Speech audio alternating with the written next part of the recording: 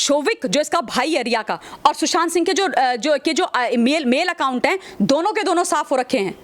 दोनों account suspend कर दिए गए। किसने करें? अब आप ये बोलो ना, शक नहीं होगा। और उसके बाद शिवसेना जो है, संजय राउत आकर के बयानबाजी करते हैं।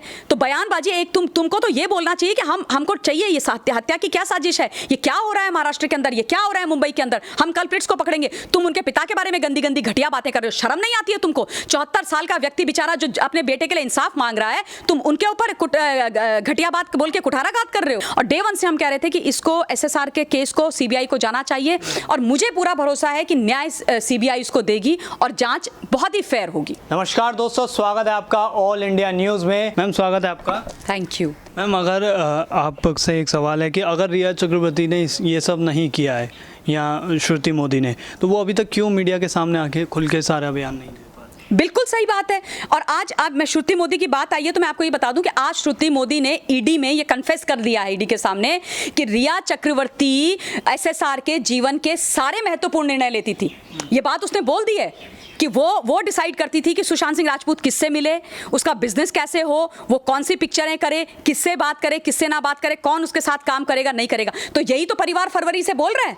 यही बात जो आज श्रुति मोदी ने बोली है, यही तो परिवार फरवरी से बोल रहा है। तो क्यों नहीं सुनी मुंबई पुलिस ने उनकी बात? क्यों नहीं सुनी वहां सरकार ने उसकी बात? और रिया चक्रवर्ती आज कहानी सुनाती है कि मेरा जो मीडिया ट्रायल हो रहा है, मीडिया ट्रायल। अरे भैया, मीडिया का काम है प्रश्न पूछना। मीडिया लोकतंत्र का चौथा स्तंभ है। क्यों नहीं पूछेगी? और अगर तुमको इतनी मीडिया ट्रायल की चिंता है, जरा इन मैडम से ये पूछो कि फिर तुम जो हो अपने हिसाब से, अपने कन्वीनियंस के हिसाब से उसकी डायरियां बाकी तो तुमने गायब कर दी, और डायरी का एक पन्ना निकाल के तुम ले आती हो मीडिया के सामने और बोलती है देखो सुशांत सिंह राजपूत ने मेरे और मेरे परिवार के बारे में कितनी अच्छी बातें करी थी। तुम क्या मीडिया का इस्तेमाल नहीं कर रही हो? सोशल मीडिया का इस्तेमाल नहीं कर रही हो? जब उसकी मृत्यु हुई उसके बाद 1 महीने तक इसने कुछ नहीं बोला, मतलब कोमा में चली गई थी। पूरी डायरी का अभी तक पता नहीं है बिल्कुल किसी चीज का। 9 की 9 डायरीज गायब हैं। वो लड़का रोज डायरीज लिखता था और कहते हैं कि उस डायरीज में उसने बहुत सारी चीजें लिखी हुई हैं। सारी की सारी डायरी गायब है। और एक और खुलासा हुआ है, शोविक जो इसका भाई है रिया का, और सुशांत सिंह के जो मेल अकाउंट हैं, दोनों के दोनों साफ हो रखे हैं। दोनों अकाउंट सस्पेंड कर दिए गए। किसने करें? अब आप ये बोलो ना, शक नहीं होगा। और उसके बाद शिवसेना जो है, संजय राउत आकर के बयानबाजी करते हैं।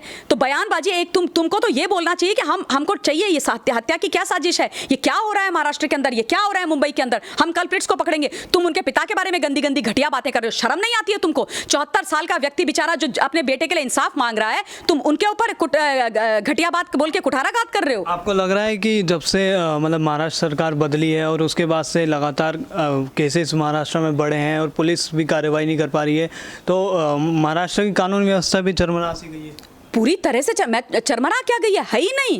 कहाँ है कानून व्यवस्था? अब देखिए, ज्यादा पास्ट में जाने की जरूरत नहीं है। 3 रिसेंट चीजें मैं बताती हूँ। सुशांत सिंह से पहले एक पालघर का केस हुआ था, मॉब लिंचिंग वाला। 2 संत महाराज, जूना अखाड़ा के और उनका ड्राइवर चुपचाप रात को जा रहे थे।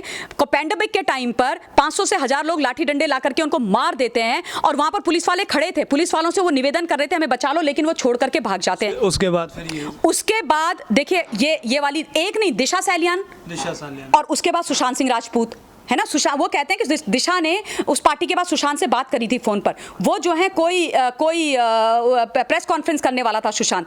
तो क्या डर था कि पहले दिशा मारी गई और फिर उसके बाद ये मारा गया।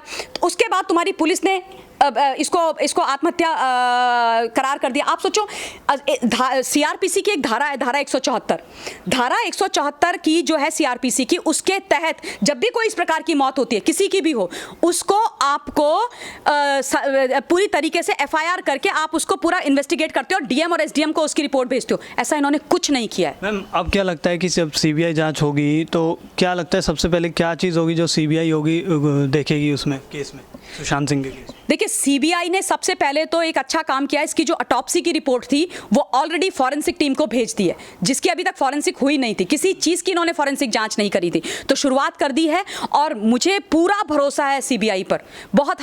मैं इस लड़ाई को डे 1 से लड़ रही हूँ। 14 तारीख को उस बच्चे की मृत्यु हुई थी। 15 तारीख से मैंने इस विषय पर बोलना शुरू कर दिया था, और डे 1 से हम कह रहे थे कि इसको SSR के केस को CBI को जाना चाहिए, और मुझे पूरा भरोसा है कि न्याय CBI इसको देगी और जाँच बहुत ही फेयर होगी।